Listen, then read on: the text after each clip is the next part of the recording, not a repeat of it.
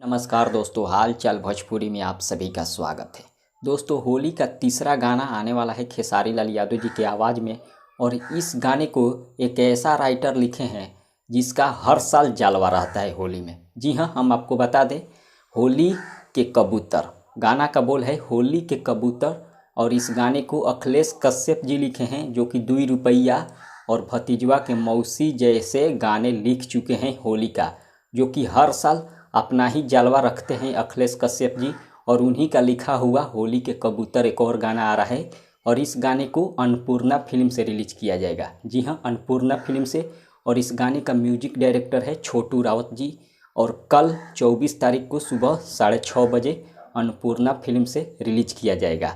अब देखना ये होगा, क्या ये भी गाना हर साल की भांति इस साल सबसे बड़ा गाना बन पाता है या नहीं बन पाता है।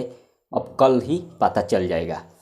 लेकिन आप सभी लोग कल तैयार रहिए, एकदम बड़ा धमाका करना है। मिलते हैं अगले वीडियो में। धन्यवाद।